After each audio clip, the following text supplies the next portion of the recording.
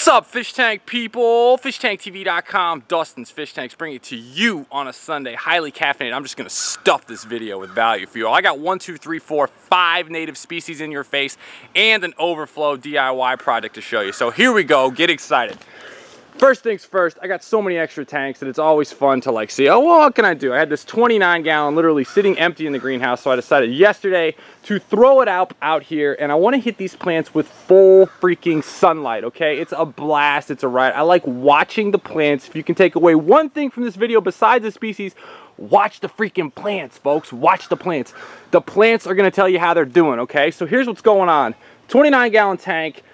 Dirt, a mix of pool filter sand, some fluorite chunks in there, whatever, just random gravel that I had. I've got 5 native species in here, okay? I say native to the United States. We got Elodea, Anacris Elodea right here. You can find it all over Lake Erie.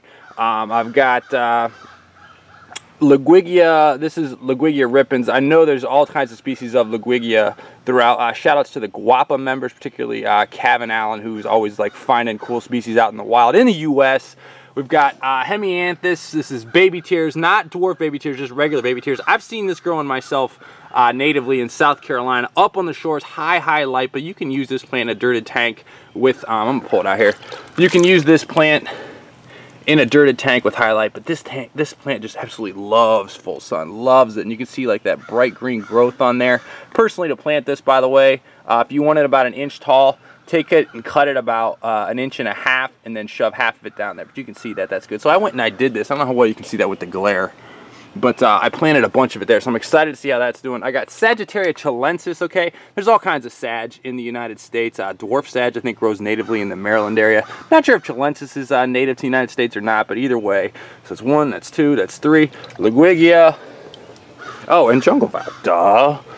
Guys, honestly, if something happens and you're watching this and something happens to me and I die, put this in my coffin. I want to take this with me to the afterlife. This is jungle vile gigantea, any species. Just put it in my coffin, put it in my mouth, whatever, but I need to take this with me to the afterlife.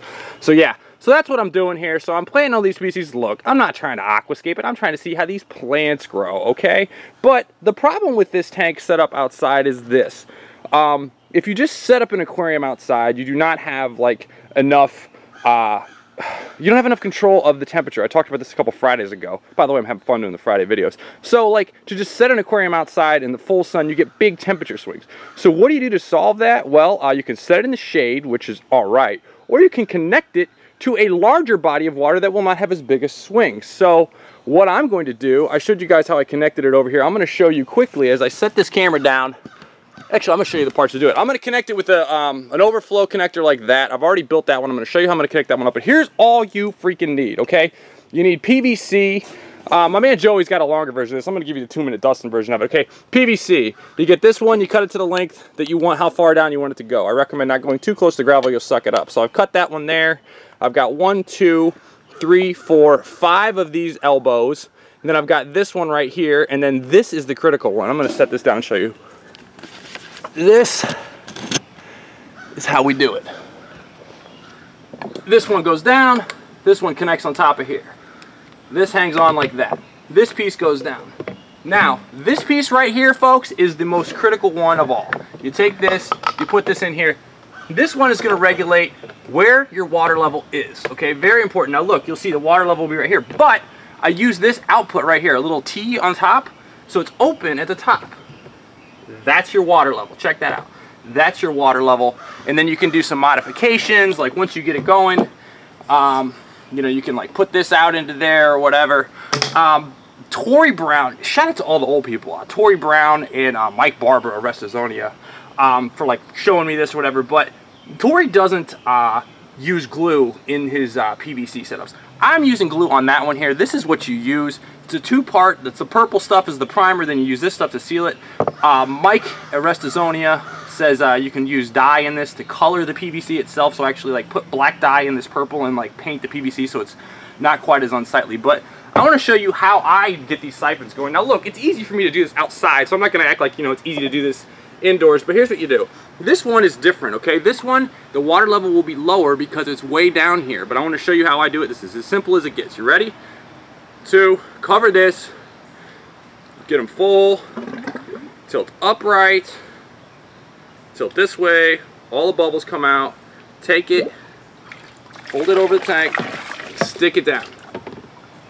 Now that's gonna flow like crazy until it gets to here. That's gonna be the water level, which is all fine and well. This one's glued, this one's not, so I'm showing you this one because it's ready to go. And then all you do is you take your, I'm using a tiny little Maxi Jet power head connected Ghetto with a flue ball tube and an E-Heim connector, and I'm gonna connect that sucker up right here. And this will flow until it gets to the level of that. Get that water flowing there. So that's what you do. This is gonna be pumping here any second. Yeah, it's slowly going. What's nice about it is that this is the output, so like this outflow, you don't really need to worry about it. It's all contingent upon your flow from this. So the more flow you have from that, the more it goes there. Now here's the issue.